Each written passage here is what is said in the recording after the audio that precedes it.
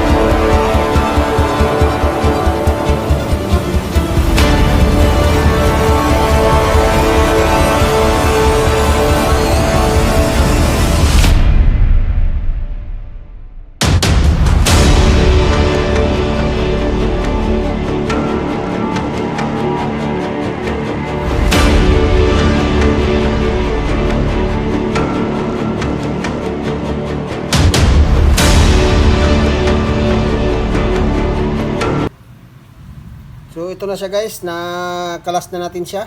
Natanggal na natin yung pinakamotor niya. Ito siya. Ito yung pinakamotor niya guys. So dito sa kabilaan yung kaniyang fuse. Tapos ito yung kaniyang kapasitor, switch. So unang gawin natin guys ay dito tayo sa kaniyang easy cord. Mag-tester tayo. Ito yung gagamitin ko. Analog multi-tester. Maganda kasi ito gamitin sa mga ganito guys, yung may motor, kasi kitang-kita yung kaniyang pointer na gagalaw. So nakasit tayo sa times 10. So ayan. So naka 0 na siya. Dito tayo sa kaniyang switch, sa saksakan. Ayan. So wala siya guys. Hindi siya gumalaw. So, sunod guys, dito tayo sa kanyang switch. Dito. Lagay natin dito. Ayan. Susukin natin. Diyan.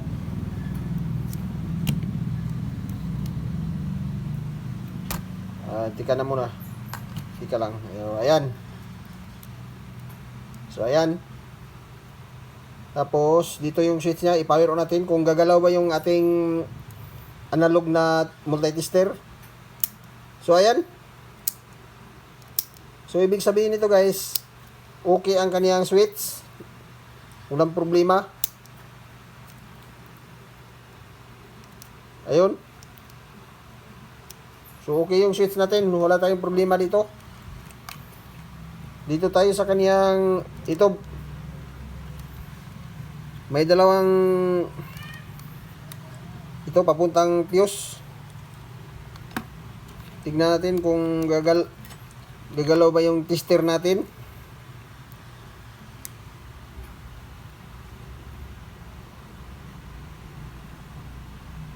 Dito sa, ito, tanggalin natin to guys. Ayan. Tapos, kukunin natin itong dalawang wire na ito. Ayan. So, ayan yung dalawang wire guys, papunta sa motor. Ayan. Tabi muna natin ito siya. Tapos, dito tayo, ayan. Dito sa kabila, tapos dito. So, wala. Hindi gumalaw yung ating tester. So, ibig sabihin guys, putok yung fuse.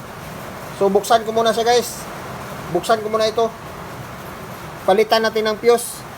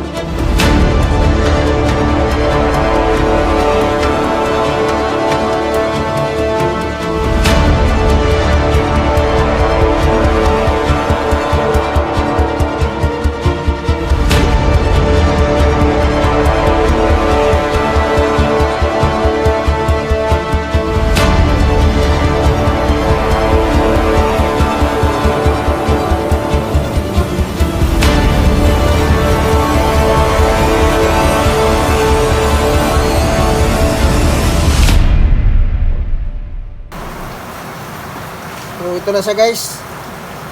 Pinabit na natin ulit. Naputol yung kanyang winding guys. Kaya pala wala na siyang connection. So, try natin siya guys. Ayan. Gamitan natin ng tester. Kung gagalaw na ba itong ating pointer. Ayan. Sa kabila. Tapos dito sa isa. So, ayan. Okay na guys. Gumalaw na. Yan oh. Balik ko muna siya guys.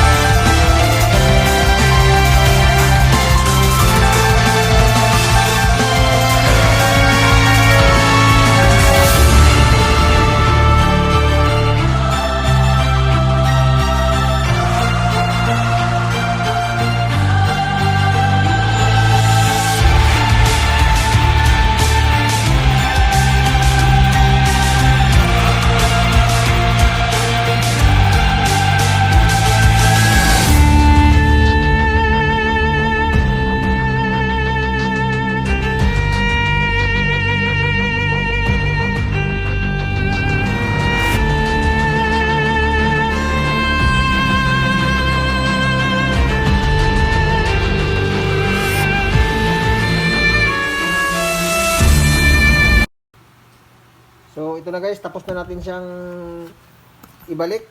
So try natin siyang isaksak, i-power on natin kung okay na ba talaga siya. So ayan. Tapos i-switch natin ito. So okay na guys, oh, umandar na siya guys. Okay na guys, umandar na siya. So ayan. So dito tayo sa kanyang dust container. Medyo alikabok na siya guys. Linisan muna natin. Dito lo, i-press lang siya. Ayan, tanggal. Tapos ito, hilain natin guys para makita natin yung filter niya. Grabing alikabok ko. Hilahin lang ito guys, pataas. Ayan. Oh, alikabok niya. So buksan ko, linisan ko muna siya guys. So hanggang dito na lang guys. Maraming salamat. Okay na yung ating vacuum cleaner. Umandar na siya.